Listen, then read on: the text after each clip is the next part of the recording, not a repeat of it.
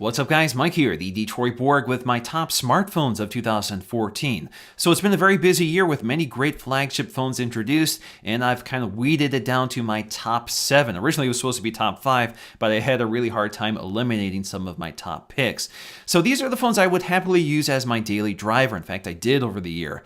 Now what I consider to be a good phone differs from what others do, so obviously these are my personal opinions, but I place highest priority on camera quality, display quality, and size, battery life, and software experience.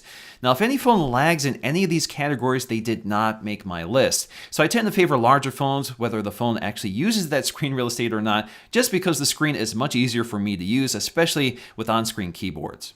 For number 7, I've chosen the OnePlus One, which proves you can make a great flagship smartphone at nearly half the cost of the competition for basically budget phone pricing. Now, admittedly, this phone almost did not make the cut, mostly because it's very difficult to purchase with that now infamous invite system. But once you get your hands on the OnePlus One, it's a shockingly good phone, even if you ignore the impossibly low $299 price point, especially for a fairly new and unknown manufacturer. Now, it's equipped with a fantastic and fairly large 5.5-inch 1080p display with an excellent 13-megapixel 4K camera on the back. But perhaps the two biggest reasons I love this phone is the software and the battery life. Now, the OnePlus One is powered by CyanogenMod 11S, which is one of my favorite versions of Android, which gives you plenty of useful features and customization options, all while preserving a near-stock Android experience, which contributes to some of the best battery performance on the phone I've seen this year. I'm also a big fan of the sandstone texture on the back of the black phone, which makes the phone very nice to handle and nearly impossible to drop. So it's actually really nice to use a phone without a case for once. Now, although the One doesn't have the best camera or the best display on the list, the combination of great software and solid design makes this phone a standout for 2014, even before you consider the pricing. For number 6, I've chosen the HTC One M8 Google Play Edition, which is one of the first phones to be introduced in 2014. So the M8 stands out for its beautiful and solid, all aluminum design, which makes it one of the best looking and best built phones of 2014. We also have a bright and sharp 5-inch 1080p LCD display, although it is the smallest display on any of the phones I'm reviewing today. Now, the M8 also has the best sounding speaker system of any phone, with front-facing HTC BoomSound stereo speakers. So although we do have other phones with stereo front-facing speakers, these are by far the best. Now, personally, I prefer the stock Android experience, especially since it preserves many of the outstanding software tweaks of the standard M8. So for me, it's really the best of both worlds. Now, this phone really only comes up short on the camera, which is probably why this phone does not rank higher on my list. Now, the ultra-pixel camera is effectively 4 megapixels, which is just far too little resolution to work with nowadays. Now, that ultra-pixel camera is supposed to give you better low-light performance, and it does, but newer cameras are now using optical image stabilization and more powerful image processing software and hardware to give you even better results, despite having much higher resolution to work with and smaller pixels.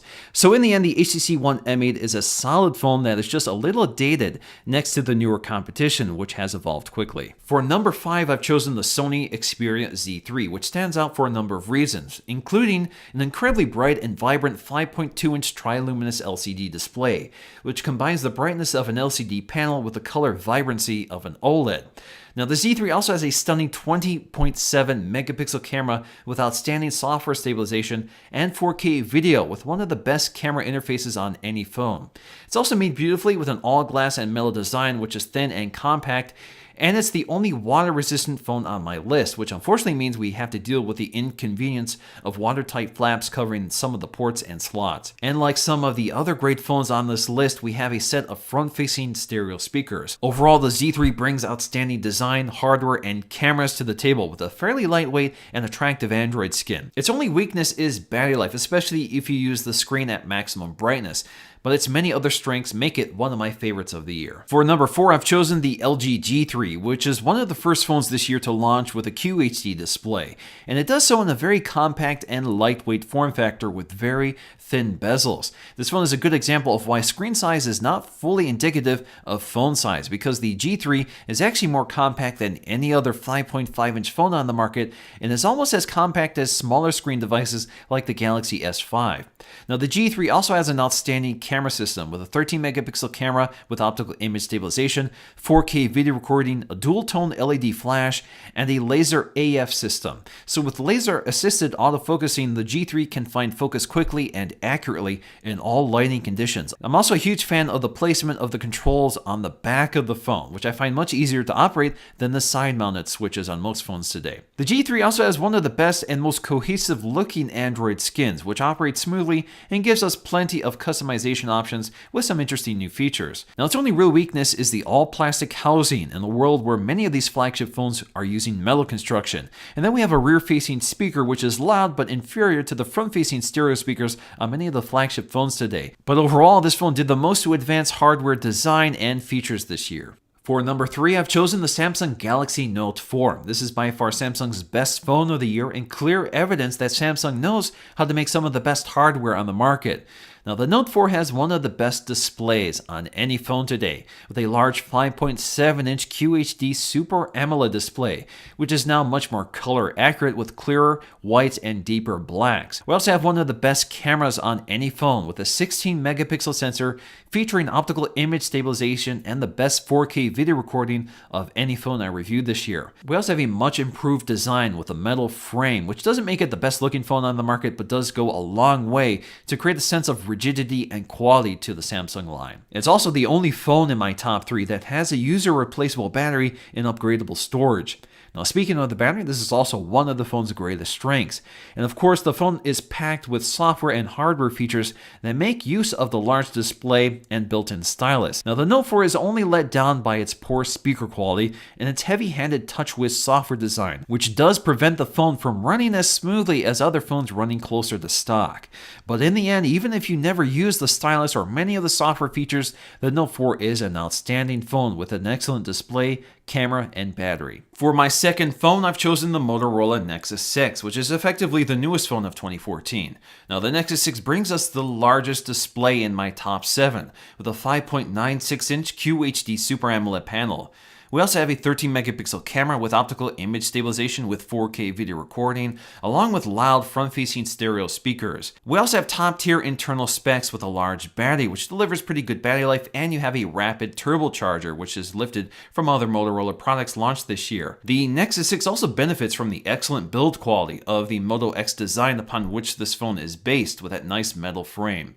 Now, it's not the perfect hardware. The display is a little dim and a little pink, kind of off color compared to the Note 4. The camera overexposes and the battery life isn't the best, but ultimately the hardware is solid enough to service my favorite aspect of this phone, which is the software experience. Now, we're running Android 5.0 or Lollipop in stock form. Now, this is my favorite mobile operating system this year, with a combination of clever features, smart looking design that operates smoothly, quickly, and intuitively. Android is at its best when it's stock, and the Nexus 6 is your best option right now. And lastly, my favorite phone of the year is the iPhone 6 Plus, which finally brings us a larger 5.5-inch full HD display, full 1080p, which is the highest resolution and sharpest iPhone display yet at 401 pixels per inch. Now, it's by far the best looking LCD display on my list, with accurate color reproduction and deeper blacks.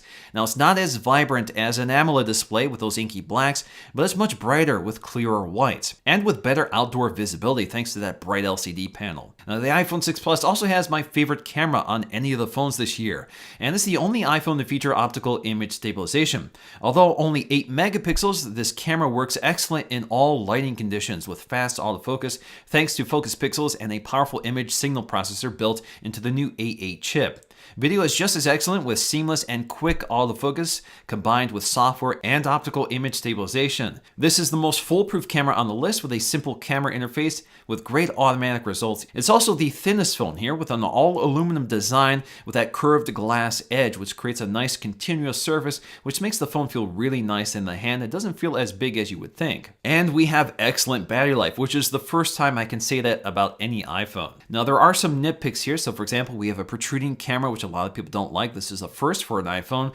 We also have those antenna stripes on the back, which is not a popular design choice by a lot of people. But again, it's a super thin phone made mostly out of metal, and to me it feels really nice, although it may not look as good as some iPhones in the past. Now, there are 3 important phones that I left off the list: the iPhone 6, the Moto X, and the Galaxy S5. And that's because there are larger, more premium versions of those phones on my list. So the iPhone 6 Plus has a larger, higher resolution display than the iPhone 6 with optical image stabilization and a larger battery for better battery life. The Nexus 6 has a larger QHD display, which is better quality than the one on the Moto X, with a better camera, which includes optical image stabilization with front-facing stereo speakers. And then we have the Note 4, which again has a larger display with QHD resolution over the 1080p GS5, along with a better camera and just better build quality. Another standout phone for the year was the Galaxy Note Edge, which I really liked, although it did have some shortcomings, including a weaker battery life and a dimmer display next to its Note 4 cousin.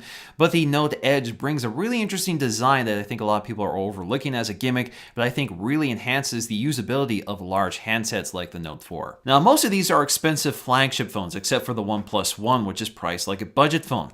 But if you're really looking for a great budget phone, there was one that really stands out, and that is the Moto G. So the Moto G retails for $179 off contract, and that gets you a large 5-inch 720p display with an 8-megapixel camera and front-facing stereo speakers. So definitely a solid phone, and perhaps the best budget phone on the market today, and the one I recommend to most people who ask for a budget-minded phone. Now, another standout phone for 2014 is the BlackBerry Passport. Now, while it's not one of my favorite phones of the year by any means, the BlackBerry Passport really shows off that BlackBerry can adapt and do something interesting while preserving its roots. With this very interesting form factor, it's a large display device with a full QWERTY keyboard. It's definitely unusual, definitely stood out, and a lot of people are big fans of it.